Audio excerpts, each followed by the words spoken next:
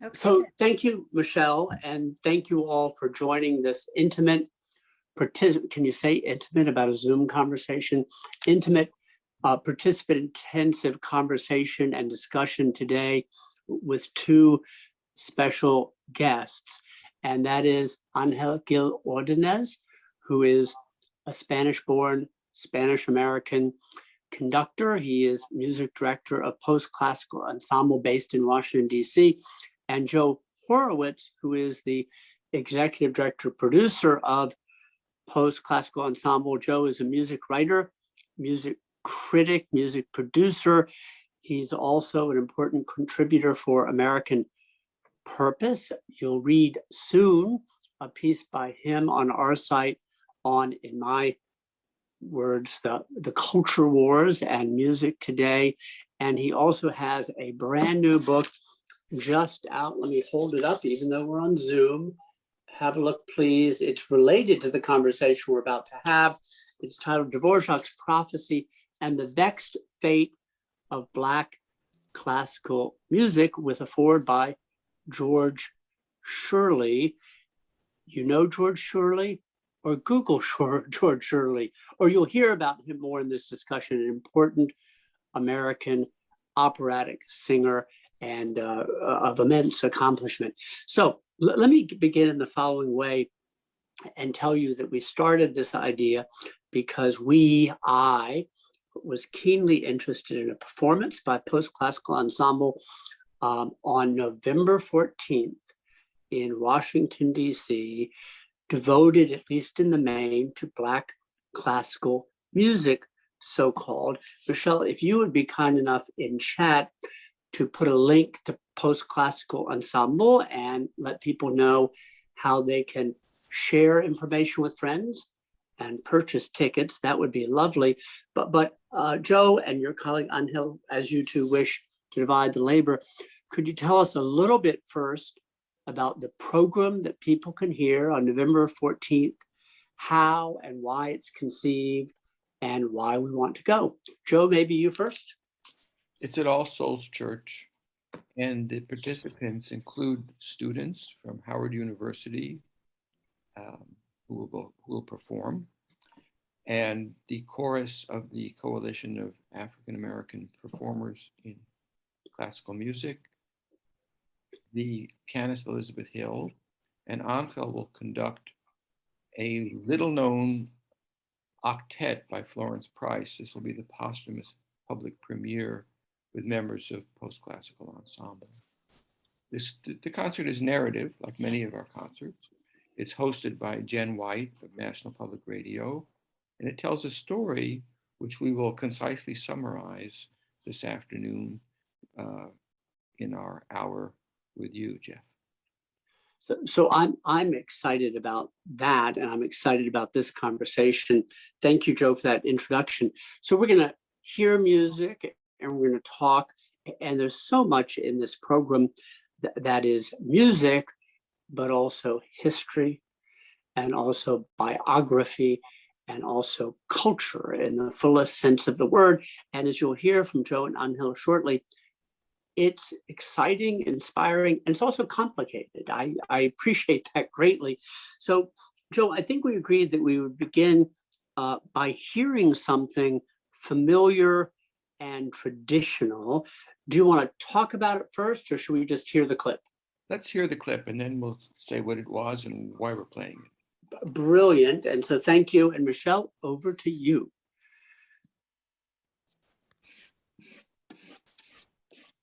Swing low, sweet chariot, coming for the academy home.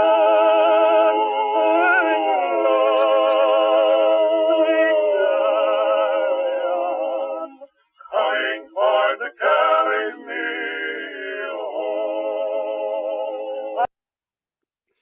home. So I did say familiar and traditional.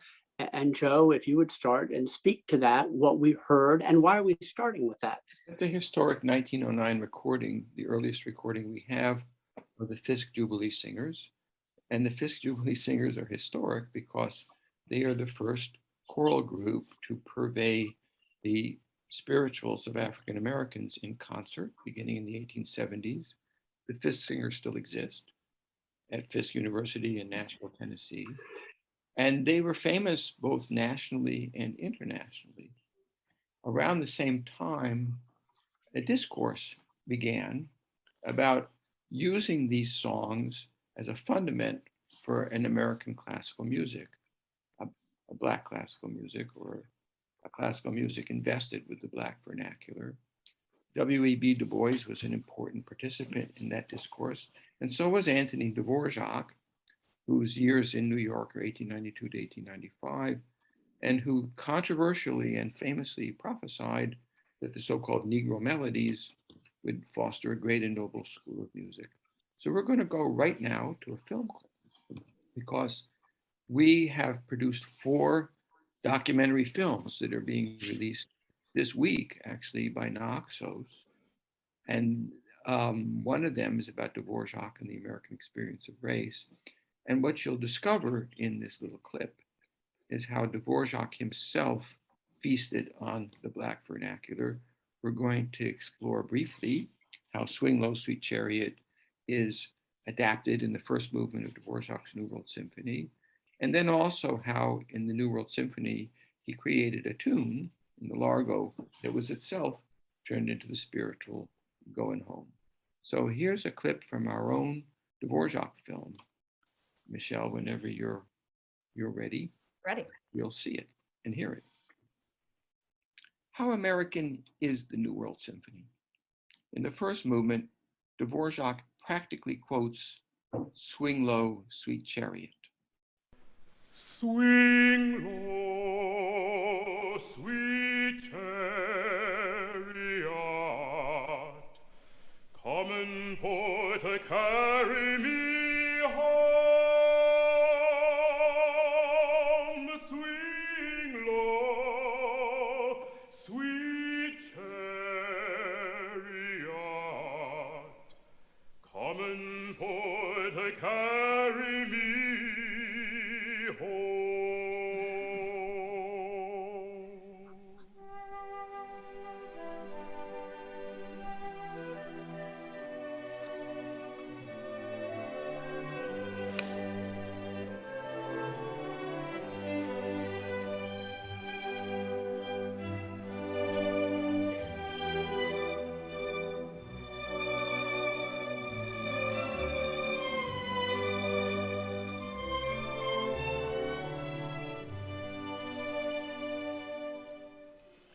The most famous movement of the New World Symphony, the second movement, the Largo, was turned into a spiritual, Going Home, long after Dvorak died, by his one-time New York student, William Arms Fisher.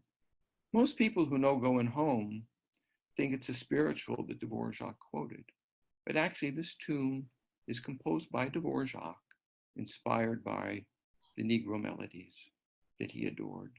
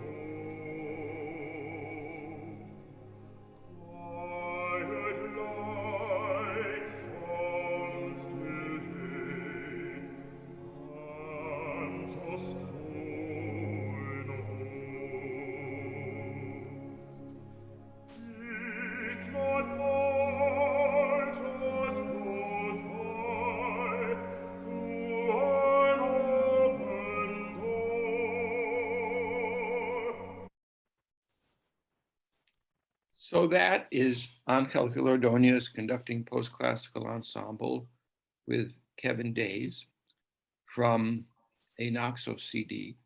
And let's move very quickly now to Harry Burleigh. Harry Burleigh was Dvorak's black assistant in New York. And after Dvorak died, Burleigh did something historic, which is he turned the spirituals into concert songs, beginning with Deep River. You could say this is the beginning of black classical music. He wasn't the first person to do something like that, but when Burleigh did it, it stuck. And in fact, Deep River was a sensation. His versions of Deep River are sung to this day. Some are for voice and piano, and some are for chorus. And we're going to feature the choral version at our concert.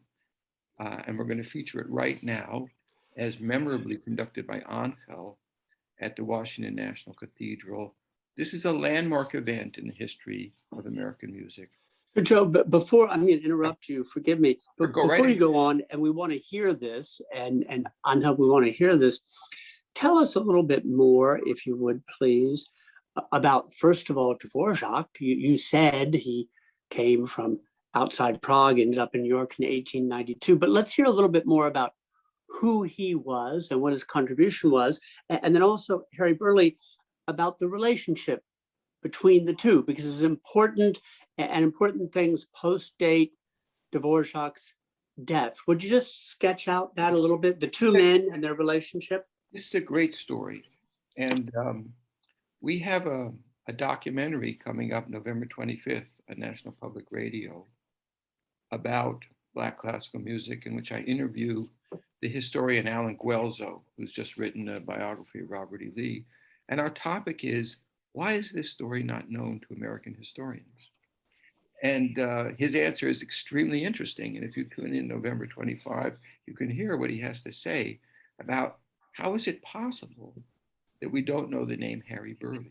How is it possible that we don't know the story about Dvorak in America?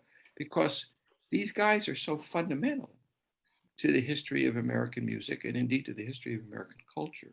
Dvorak is a cultural nationalist and an instinctive Democrat. So when he comes to the United States, he bonds with the marginalized people of America, which is to say with African Americans and Native Americans. And he is himself a great humanitarian. Burleigh, coming from Erie, Pennsylvania, is a young man famous in Erie to such a degree that the community takes up a collection in order to send him to New York. He applies for admission in the National Conservatory run by Dvorak. He's denied admission because he flunks the admission tests, but he winds up, even better, Dvorak's personal assistant. And it was after Dvorak died that Burleigh, who had sung the spirituals that he learned from his blind grandfather to Dvorak, that Burleigh in 1913 becomes the pivotal figure in realizing the dream of W.E.B. Du Bois, the dream of Antonin Dvorak, a dream that was never fully realized, the dream of using the Black musical mother lode as a fundament for an American classical music. Instead, it migrated into popular genres. It was mainly squandered by American composers. That, in a nutshell, is the story we're telling November 14 in some detail. Well, wonderful, thank you. And Joe, shall we listen now? Here's Burleigh's fabulous setting of Deep River, really more composition than a transcription, from 1913, conducted by Gil-Ordóñez.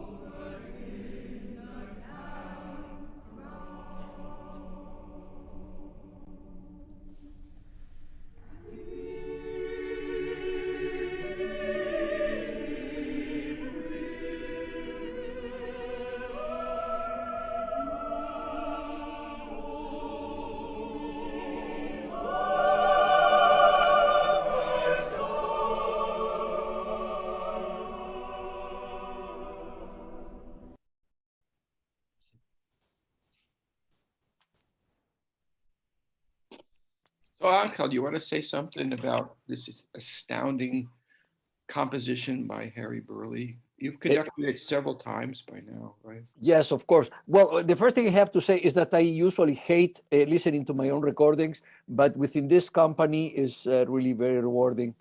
Thank you for including this. Well, I mean, before responding to Joe, I would like to say that the moment that we are talking about is, in my opinion, is an extraordinary moment in all over the world. Everybody's trying to find their own identity.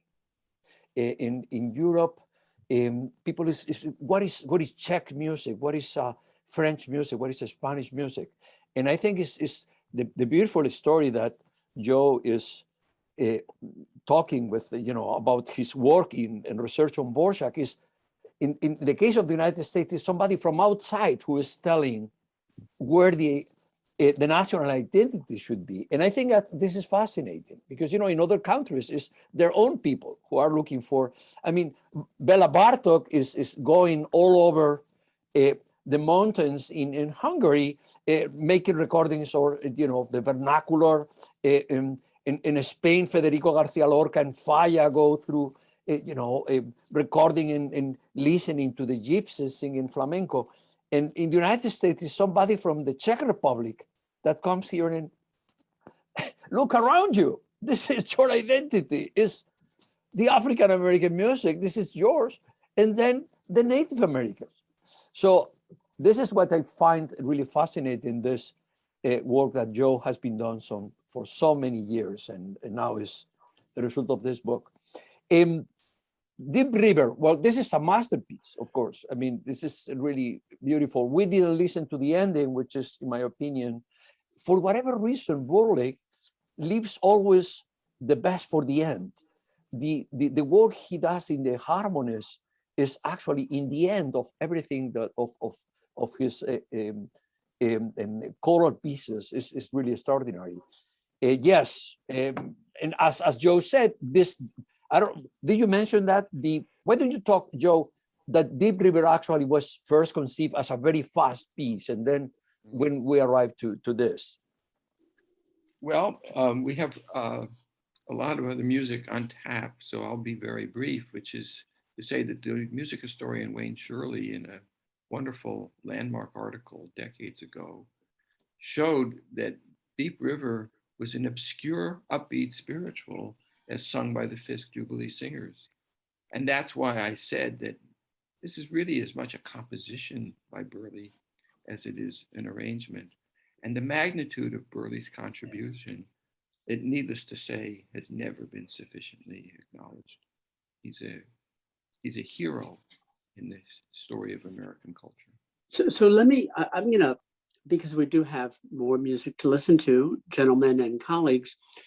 Number one, I think we'll have time for questions at the end. However, if you have questions, put them in chat and we'll address them in chat or verbally. And two, I found all that really very interesting, the importance of the past, but how someone like Dvorak can come from outside Prague to New York to help us discover ourselves. In segue, I'm going to volunteer, Joe and Angel, that Dvorak, of course, went back to Europe around 1895. He said that he was a Czech who belonged in Bohemia. After coming to New York and helping us with our experience, he was a Czech who belonged to Bohemia. Even Brahms couldn't persuade him to come to Vienna down the street. He was a local boy in so many ways, but with a very wide lens and a very deep way of thinking about things. So that's Dvorak back in Europe. But Joe, Dvorak dies in 1904, but he left things and things were happening. I think that's where you left off about 5 or 6 minutes ago with Harry Burleigh and taking spirituals and making them into concert songs. And of course, a new relationship enters, and you should talk about Langston Hughes a little bit too. But could we take this portion? As I see, we're at 1:25 and we still have lots more music to listen to, maybe back in the United States in the early 20th century. What's happening with Burleigh and Hughes and others, Joe?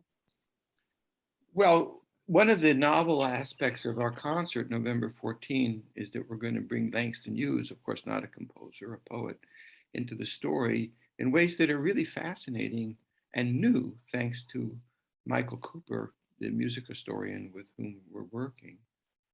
We're going to hear now one of Burleigh's art songs. This is not a spiritual arrangement. It is, in fact, a setting of Langston Hughes' poem, Lovely, Dark, and Lonely One. This is the last of Burleigh's art songs, 1935. I think it's the best. And it's particularly interesting because earlier, Hughes had sort of distanced himself from what Burleigh and others were doing. He was afraid that taking this Black music and turning it into classical music would sanitize it or whiten it. This is in his famous essay, The Negro Artist and the Racial Mountain. And yet he came to Burleigh's setting of his poem because we know he often presented it on programs when he did readings from his poems. And we're going to hear this song, November 14, sung by a young biology major at Howard University, Melissa Constantine, who's a wonderful young artist. This is, however, a recording on Naxos with the tenor Darrell Taylor. Let me just read the opening of the poem so you can appreciate the setting by Burleigh. It begins, lovely, dark, and lonely one, bare your bosom to the sun. Do not be afraid of light, you who are a child of night. So here's how Burleigh took that poem and turned it into a song.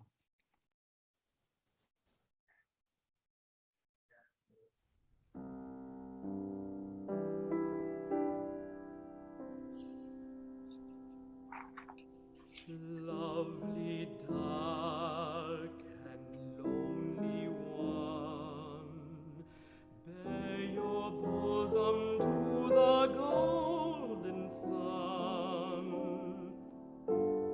Do not be afraid of light, you who are a child of right. Open wide your arms to life, whirl in the wind of pain and strife.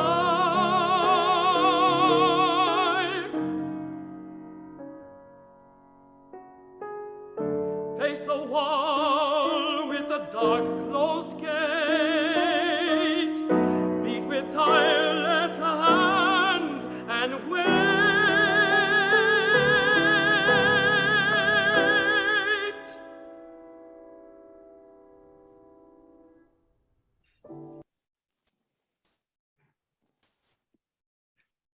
What Burleigh does next, unfortunately we didn't hear, is he repeats over and over the word wait, which is not something you find in the poem.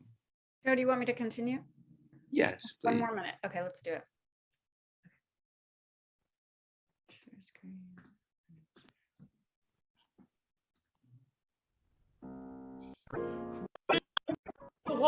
Beat with tireless hands and wait.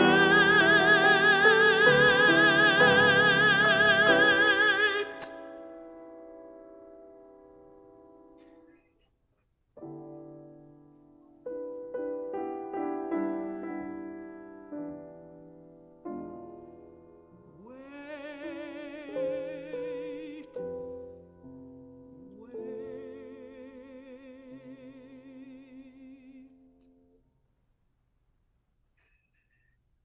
lovely, dark, and lonely one, bare your bosom to the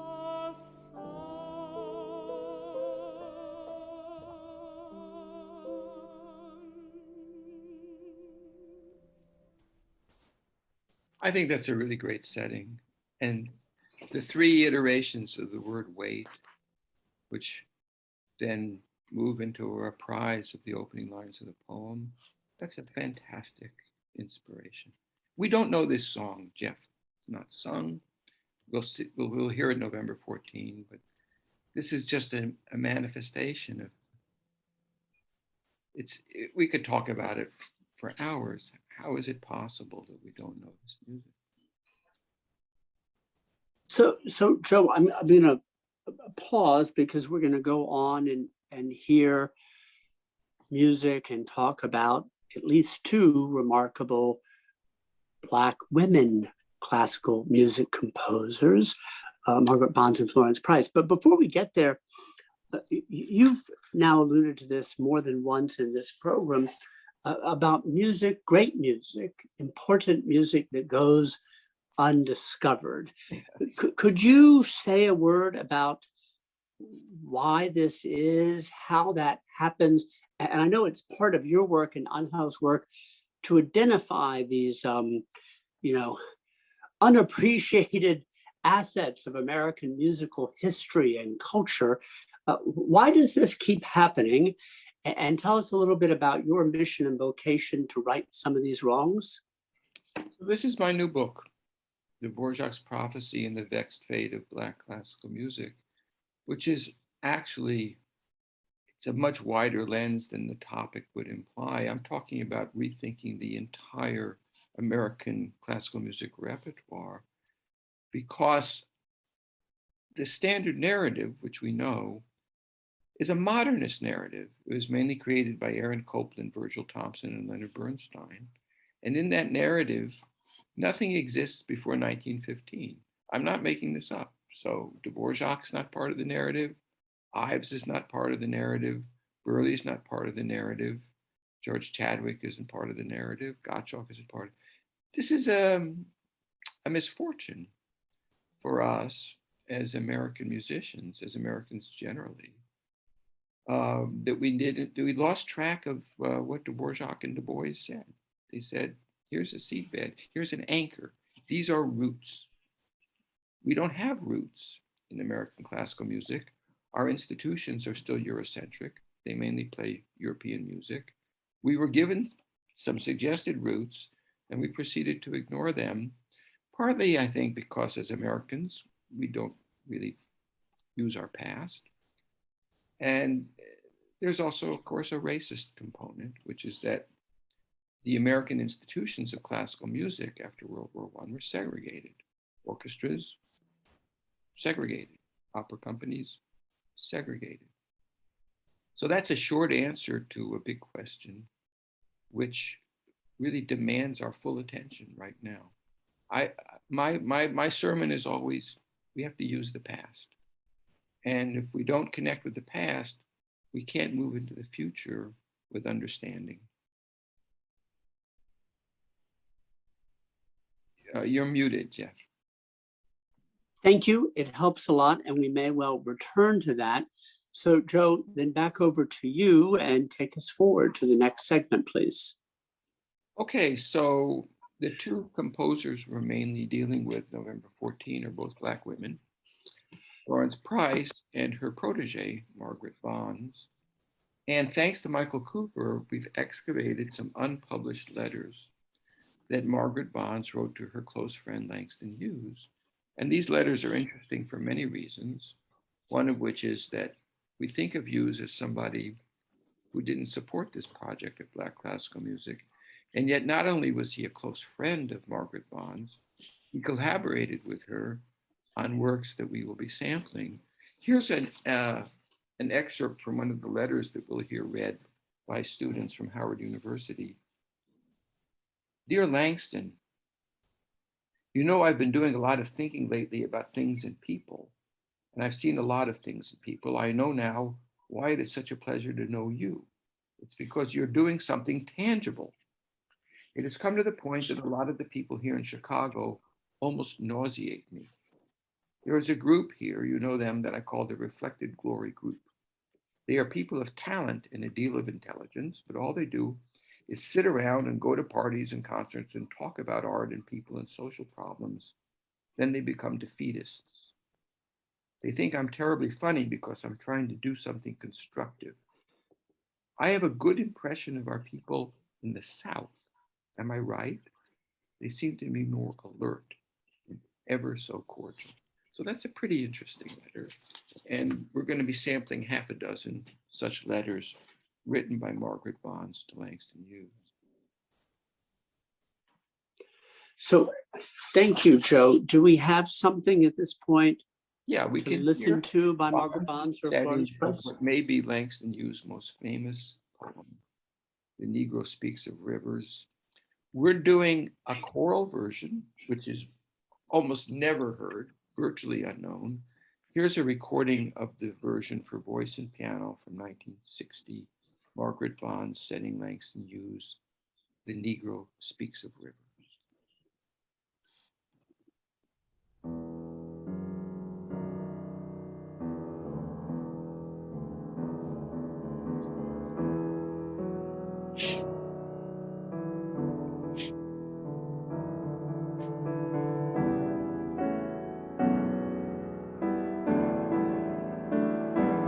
I've known rivers, I've known rivers, ancient as the world, and older than the flow of human blood in human veins.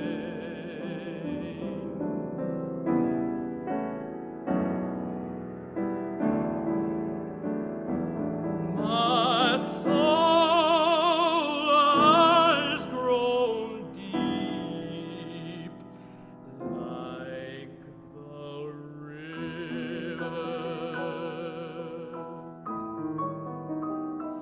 I bathed in the Euphrates when dawns were young.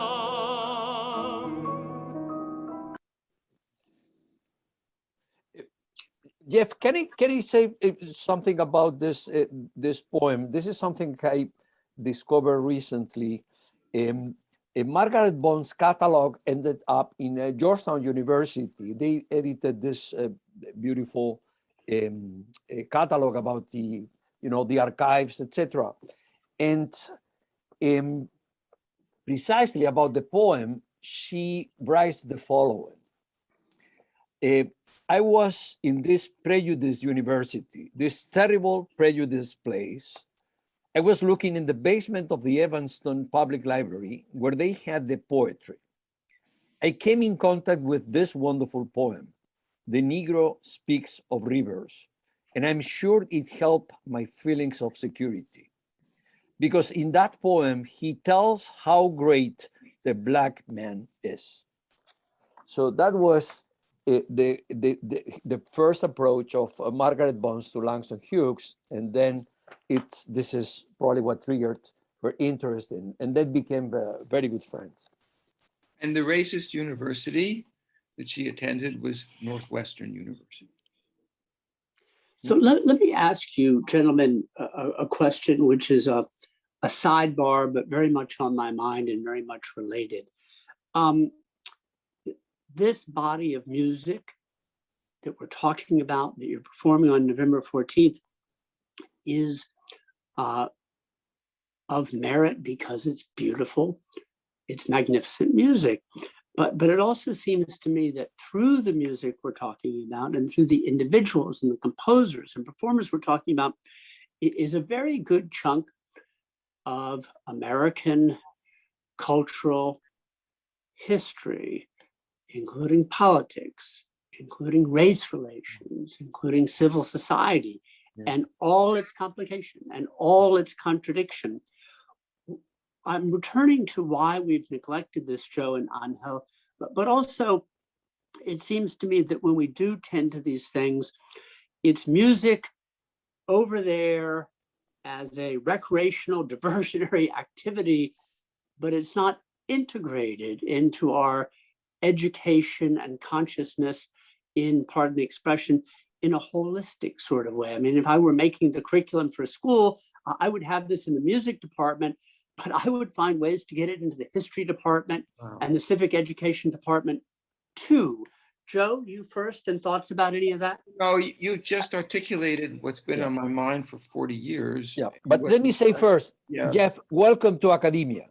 Yeah. Then Joe continue. The show that we're producing November 25 on 1A for National Public Radio, that's the sermon we're preaching. You just heard it. And the concert that we're doing November 14 is not a concert. It's a story. It would be a mistake to present this music without a story, because the story is so disturbing, so important, so organic to the American experience that we mustn't omit it. It's incumbent upon orchestras to rethink how they present music. It's incumbent upon conservatories to rethink how they tell the story of American music. I'm just repeating what you just said. So let me ask you, and then I want to open it up and encourage people to ask questions, and then we have more to hear from both you and Angel. Joe, to this important story, talk to us a little bit about Florence Price and Margaret Bonds and what they were up against to excel as they did at that time. If I'm not mistaken, Florence Price was the first African-American woman to have a major work performed by a major symphony in Chicago in 1933. In 1933, the Great Depression was still on. 1 out of 3 Americans was unemployed. In 1933, Hitler was coming to power in Germany. In 1933, Einstein was leaving Europe for the United States. And of course, this was segregated America. So these women, these two, for example, I would say they must have been towering figures, because to have the accomplishments they had, and in times like those, this was very substantial, wasn't it, Joe? Well, let's start with Marian Anderson. Here's a Black woman who was internationally famous. No one ever thought to present her on an operatic stage because she was Black. And the people who engineered her premiere at the Metropolitan Opera, her debut, when she was in her late 50s, this was in the 1950s, the late 1950s, were all foreign born. I italicized that. One was a Jew from Austria, Rudolf Bing. One was a Greek, Dimitri Mitropoulos. One was another Jewish immigrant, Max Rudolph. And the most important was Sol Yurok, also Jewish, also an immigrant from Russia. These were the people who went to her and said, "You have to do this." She said, I've never even heard of a mass ball. I don't know how to sing opera. And they said, "You're going to sing opera. You're going to make your debut at the Metropolitan Opera." And this happened when she was already, vocally in decline. George Shirley, who you mentioned, the first Black tenor to sing leading roles at the Met. This is in the 1960s, okay? The first important Black symphonic conductor, Dean Dixon, went to Germany to make a career because he couldn't have made a career in the United States. The first important Black instrumental soloist in classical music was Andre Watts. When does Watts make his debut on national television with Leonard Bernstein? The 1960s. That's how late these things occurred. You're talking about Florence Price. 1930 something is when her first symphony is given by the Chicago Symphony, but they didn't do it on a subscription concert. It was a special event. Could I, to work in a colleague from our gallery, Fritz Heinzen. Fritz, you put your question in chat and we can deal with it that way. But if you would like the floor, we'd be happy to hear from you. Well, the question, I think it was starting to be addressed, in fact, the way that people were being channeled.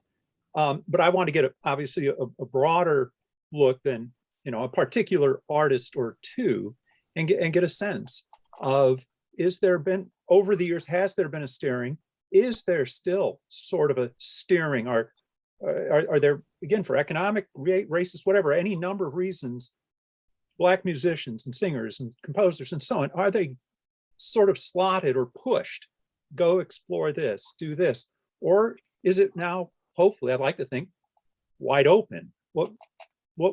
Yeah, love to hear what you think. Orchestras are now performing Black composers, engaging Black conductors, Black soloists in a kind of panic. And the question is, what's going to happen after the panic dissipates? And how much of this is going to stick? Mm-hmm. And here I think we've already heard the best answer from Jeff. It's going to stick if it's done in a way that exercises historic understanding. If it's done in a way that just checks a box, forget it. Can I add to Fritz's comment and question the following? Of course, in so-called classical music, women have had their path too. And if Joe, you and Angel would say something about when and how women started to get opportunities for spots in major symphony orchestras, how the practice of auditions changed over time to be ostensibly fair and more objective based on merit rather than gender. It's a sidebar, it's very much related, and it's part of social and cultural history and evolution and development and progress too. Joe, Angel, could you say anything about that?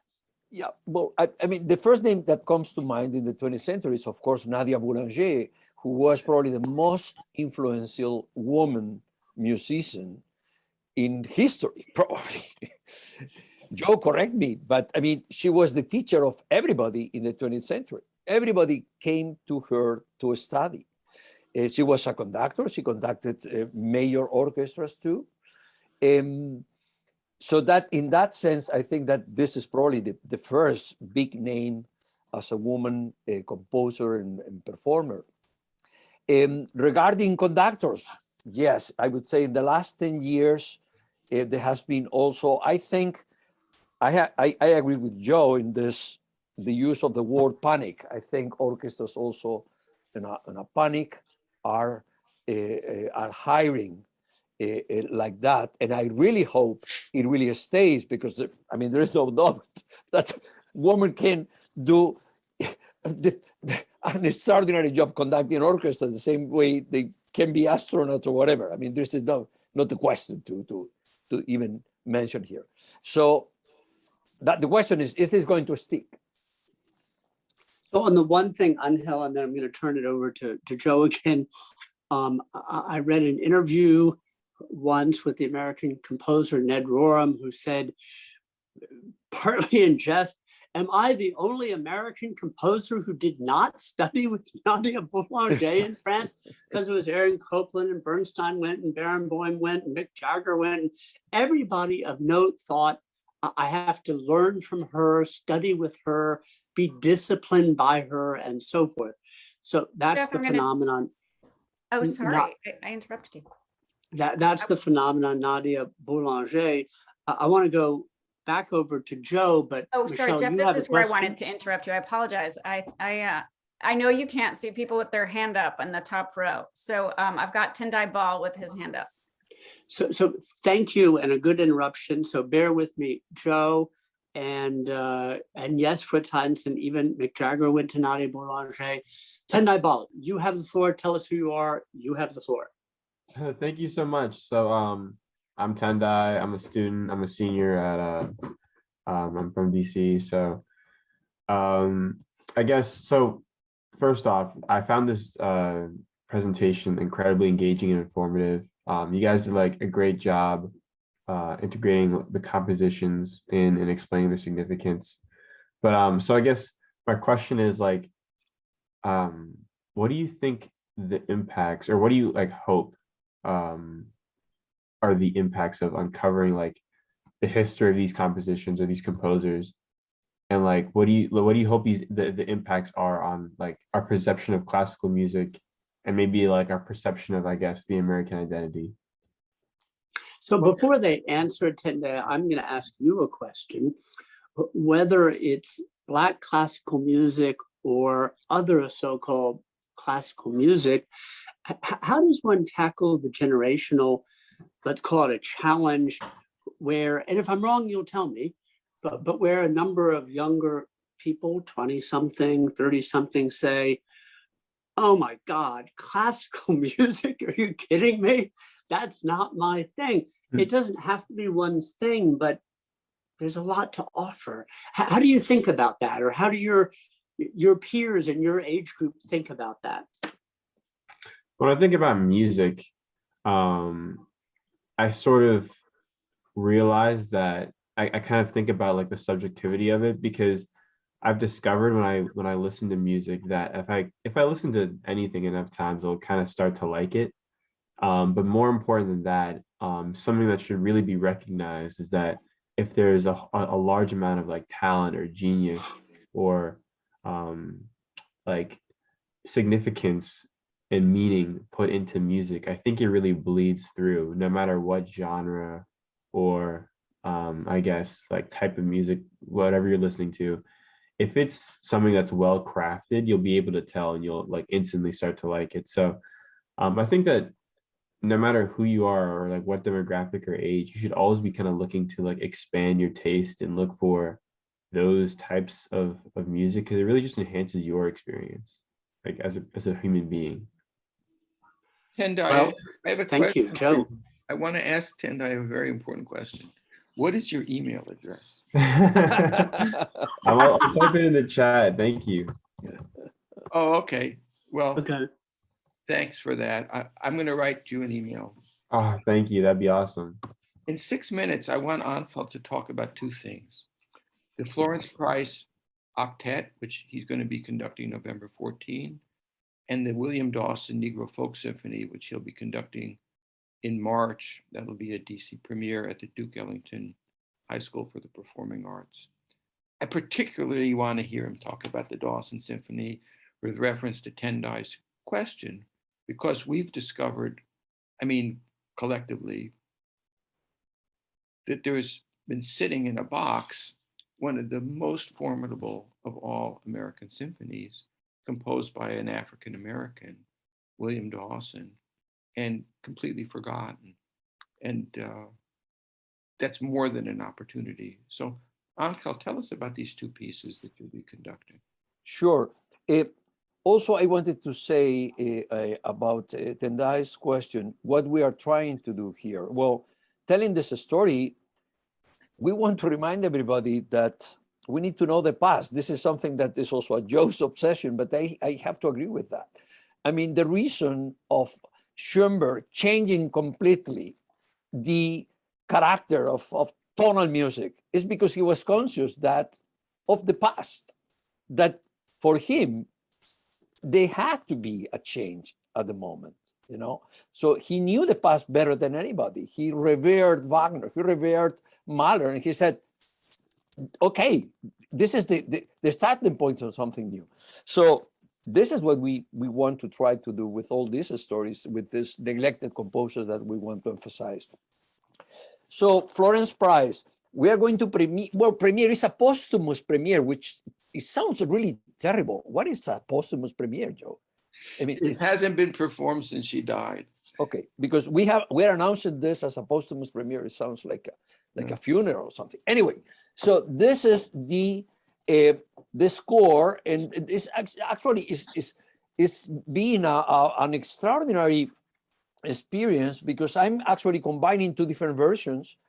As Joe mentioned, we have a wonderful guidance here whose name is Michael Cooper, who is an extraordinary musicologist. And one of his students actually revised this score, and then another musicologist revised the score. So I'm putting both together. I'm finding like 1 million wrong notes, and I think we are going to have a wonderful performance. Look at the first page. The first thing that we are adding is you see that there is this thing put here. So we found Michael's student found a small prelude to the suite. So it's a very strange combination. It's brass septet, 2 trumpets, 2 French horns, 3 trombones, and piano.